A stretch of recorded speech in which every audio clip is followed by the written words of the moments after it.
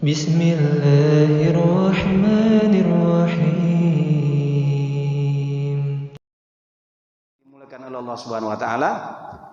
Kita akan melanjutkan kajian kita di dalam kitab Minhajul Muslim, pedoman orang-orang muslim yang dikarang oleh Syekh Abu Bakar Al-Jazairi, mengatakan as-sholatu faridah minallah ala kulli mu'min. Salat itu hukumnya wajib bagi setiap orang yang mengaku beriman.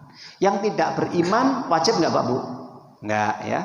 Jadi ini hanya untuk orang yang beriman. Orang yang tidak beriman mereka tidak mau sholat. Jelas karena bukan orang mukmin. Bukan orang mukmin yang tidak sholat. It amarallahu ta'ala biya fi ghairi ma ayatin min kitabihi. Maka Allah sudah memerintahkan di banyak ayat. Banyak ayat ya. Qala Allah Ta'ala, Allah berfirman, fa aqimus shalah inna sholata tanha 'anil fasya'i wal munkar. Kerjakan sholat. Sholat itu bisa mencegah perbuatan keji dan mungkar. Jadi kalau orang sholat pasti dia tidak akan melakukan kemungkaran, tidak akan berbuat keji. Jadi kalau ada orang yang masih dia ini zina, minum khamr, makan riba, mendolimi saudaranya, memfitnah saudaranya, mengambil hak yang bukan miliknya, suka mabuk-mabukan, sabung ayam, mencuri, merampok, sumpah palsu, menipu, korupsi, ini nggak bener sholatnya. Jelas ya, sholatnya nggak bener. Karena di dalam ayat ini jelas, surat Al-Ankabut surat 29 ayat 45. Sholat itu bisa mencegah perbuatan keji dan mungkar. Kalau ada dalam diri seseorang kok ada perbuatan maksiat, mungkar dan keji, berartinya kalau dia sholat nggak bener. Tipu-tipu sholatnya, tipu-tipu. Karena sholat itu bisa menjaga, membentengi dari perbuatan yang tidak baik. Yang kedua, di dalam surat An-Nisa ayat yang 103 Allah mengatakan fa'aqimus shalah inna sholata kanat 'alal mu'minina kitaban mawquta. Kerjakan sholat. Sholat itu merupakan sesuatu yang sudah ditentukan waktunya bagi orang mukmin. Jadi kalau orang beriman Bapak Ibu nggih, itu kalau dia sudah waktu sholat itu ndang ceket-ceket, cepet-cepet sholat. Apalagi kalau sudah dengar adzan. Makanya kan saya katakan Bapak Ibu ya, di awal-awal itu Allah ketika memanggil hayyala sholah, ayo sholat, itu kalau orang mukmin itu langsung merespon, oh ya saya dengar ya Allah, saya akan mendatanginya. Itu kalau orang beriman. Tapi kalau orang itu tidak punya iman, senajan ditimbali ping 100 niku kopoken kupingi, ora bakal budal, ora bakal sholat. Nggih napa mboten Mbak Bu? Sing nimbali kan Allah, nggih. Yang memanggil itu yang menciptakan alam semesta loh, yang memberikan rezeki, yang menghidupkan dan mematikan seluruh makhluknya. Yang sebelumnya tidak ada menjadi ada, kemudian tidak ada lagi dan ada lagi. Itu Allah. Ya, Allah yang berkuasa, Allah yang menciptakan, Allah yang mengadakan dan Allah yang meniadakan. Nah, ini dipanggil sama tuannya yang menguasai alam semesta. Hayyala sholat. Krungu, tapi macak enggak krungu. Etok-etokane enggak krungu coba Pak. Nyun sewu kalau bahasanya. Tuli napa mboten? Tuli napa mboten Pak Bu? Tuli. Naudzubillah ya. Jadi kalau orang sudah ditulikan pendengarannya, dibutakan matanya, dimatikan hatinya, naudzubillah. Jangan sekali-kali dia bisa akan selamat hidupnya. Makanya Allah jelaskan, innalladzina kafaru sawaun 'alaihim a'andartahum am lam tundirhum la yu'minun. Sesungguhnya orang-orang kafir itu, apa kafir? Kafir itu diambil dari bahasa Arab kafaro yakfuru kufrun. Kafirun. Ini kata kerjanya kafaru. Kata kerja. Orangnya kafirun. Sifatnya, perbuatannya kufrun. Apa? Tertutup. Tertutup. Jadi kalau orang itu sudah tertutup hatinya, pendengarnya, penglihatan, ya sudah. mau dinasihati sampai berapa kali, mau dipanggil sampai berapa kali, ora bakal ngerungokni. Nggih mboten Pak Bu?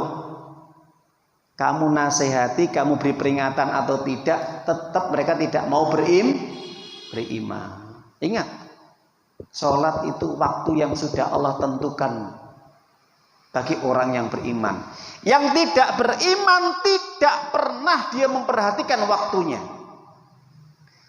Mau waktu sholat atau tidak sholat, emang gua pikirin. Yang penting gua seneng. Itu kalau bahasanya orang tidak beriman. Kenapa? Percuma sholat nggak bakal sugih. Enten sing ngoten Pak. Percuma ibadah orang mundak kaya. Ya, itu di hadapan. Naudzubillah min dzalik. Jadi kalau orang sudah tertutup hatinya, mau dinasehati, dipanggil, dieling nih, diingatkan, orang bakal ngrungokni. Yo, ini Allah. Khatamallahu ala qulubihim wa ala sam'ihim wa ala basarihim ghisyawatu walam adzabun adim. Karena Allah sudah mengunci hatinya, dikunci hatinya rapat wes. Pendengarannya dikunci, penglihatannya ditutup. Ya sudah, Pak. Jadi kalau kita dipanggil sama Allah, pasti kita akan datang. Tapi mereka yang tidak beriman dipanggil oleh Allah, dia tidak akan mau datang. Ingat itu ya. Itu kata Allah Subhanahu wa taala. Kemudian di dalam ayat yang lain Allah jelaskan surat Al-Baqarah 238. 238. Apa kata Allah? Hafidhu ala salawati wa salatil wusta wa qumu lillahi qanitin. Jagalah salat 5 waktu. Ya kata Allah, jagalah sholat 5 waktu. Nanti dibuka Al-Baqarah 238. Jagalah sholat 5 waktu, terutama sholat wusta. Apa sholat wusta Bapak Ibu? Pernah dengar? Mungkin yang pernah ngaji. Apa sholat wusta? Sholat wusta ini kata Nabi, sholat subuh dan asar ini yang paling sering banyak orang lalai. Banyak orang remeh nih, ngenteng nih. Asar dan subuh. Asar dan subuh. Ini sholat yang paling penting. Kenapa? Waktu asar orang sedang kerja, enak-enak kerja, kemudian dia baru pulang kerja, mungkin ketika mau sholat dia malas. Nah itu. Karena sibuk dengan pekerjaannya. Sholat subuh enak-enak orang sedang tidur ngorok, ngapain sholat? Bangkong saja. Ya, ini sholat subuh dan sholat asar ini usta. Banyak orang yang melalaikan. Orang seperti nanti pada hari kiamat akan dibakar di neraka sakor. Naudzubillah.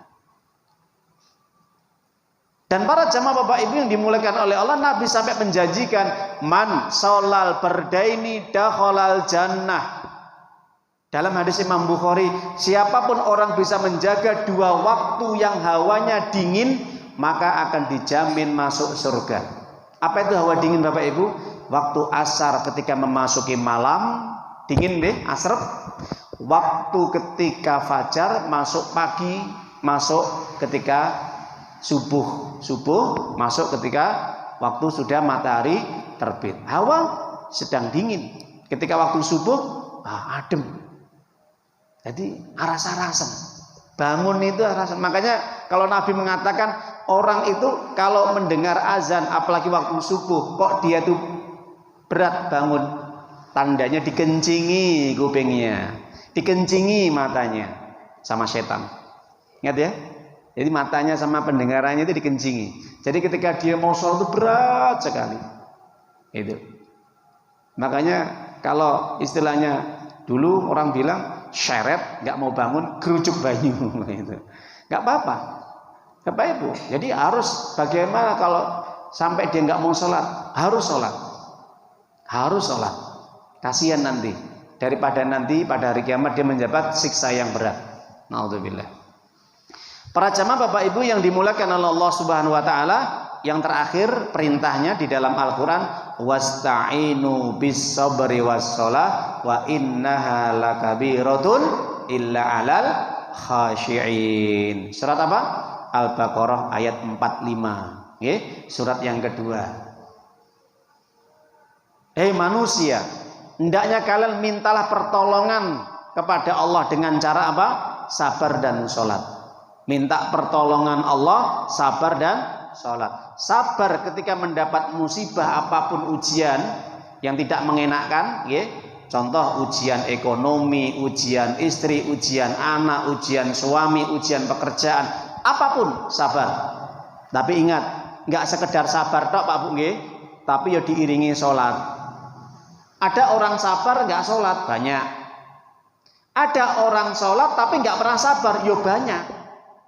Makanya dua hal ini harus ada dalam diri seseorang. Sabar ketika menghadap musibah, tapi dia tetap sholat. Nggih. Apapun musibahnya tetap dia berdoa kepada Allah, jaga sholatnya. Jangan sampai sabar tapi nggak sholat. Ada dikasih musibah sabar tapi nggak mau sholat.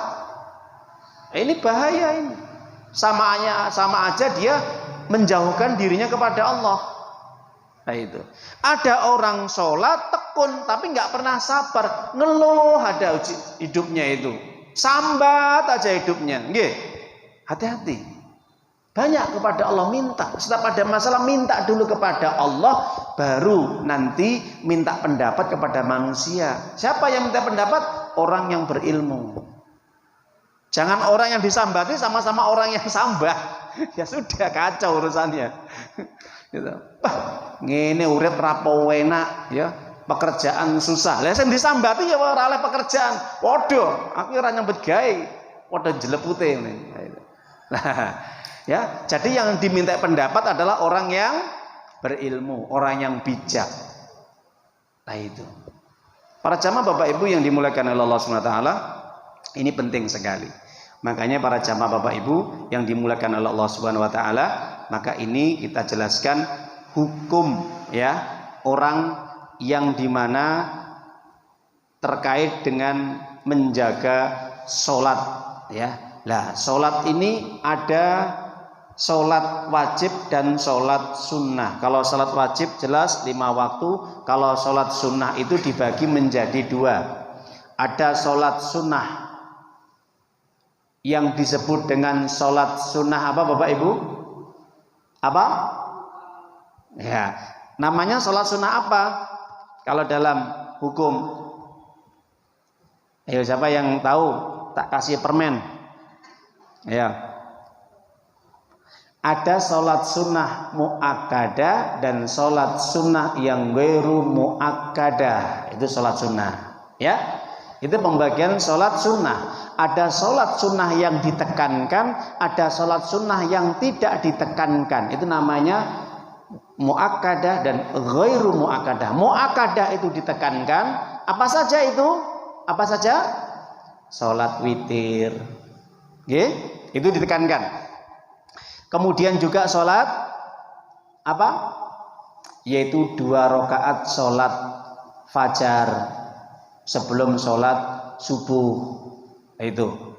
Kemudian sholat gerhana bulan, juga gerhana matahari. Itu ditekankan, ya. Ada juga sholat istisqa, minta hujan. Ketika kekeringan minta hujan. Itu sholat-sholat yang ditekankan. Ya, tadi sholat yang ditekankan harus dijaga apa? Sholat witir, ya. Kemudian 2 rakaat ketika sebelum sholat subuh atau namanya sholat sunnah fajar.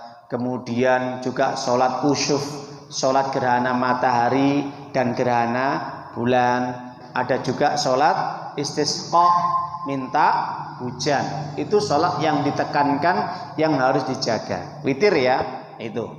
Adapun yang tidak ditekankan yaitu sholat tahajud, sholat qiyamul lail, ya. Kemudian ada sholat rawatib. Rawatib itu sholat apa? Sholat sunnah yang mengiringi sholat wajib, itu sholat rawatib. Ada sholat duha, ada juga sholat tahiyatul masjid, masuk masjid sholat 2 rakaat. Ada juga sholat wudu, setelah wudu sholat. Itu. Jadi para jamaah Bapak Ibu, itu sholat yang dinamakan sholat apa? Yaitu ghairu muakkadah. Saya ulang lagi, sholat yang tidak ditekankan, sholat ketika memasuki masjid atau tahiyatul masjid. ada juga sholat wudhu, ada juga sholat duha, ada juga sholat rawatib, ya. Nah itu juga sholat yang tidak ditekankan. Jadi para jamaah, tapi meskipun tidak ditekankan, sebisa mungkin dijaga. Jangan sampai nanti pada hari kiamat ketika kita dihisab sholat wajib kita, ternyata sholat wajib kita banyak yang jelek, banyak yang kurang sempurna, mungkin tidak khusyuk, mungkin tidak tumakninah, mungkin banyak sesuatu yang membuat sholat kita berantakan, ya toh? Atau kurang tertib waktunya, masih banyak lagi mungkin karena gelendor dan sebagainya. Maka dengan sholat sunnah ini insya Allah, jadi jangan sampai kita mencukupkan sholat wajib saja, nanti sholat wajib aja, sholat sunnahnya nggak usah, jangan. Nanti kalau kita sholat yang wajib jelek, kita nggak punya sholat sunnah, untuk menyempurnakan menutup sholat wajib kita apa? Begitu?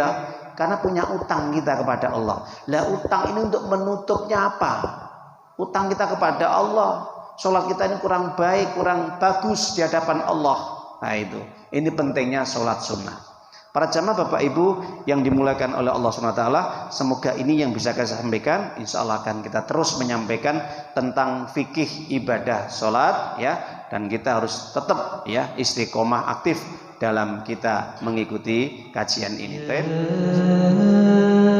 Ayyuhalladzina amanu ittaqullaha haqqa tuqatih wa la tamutunna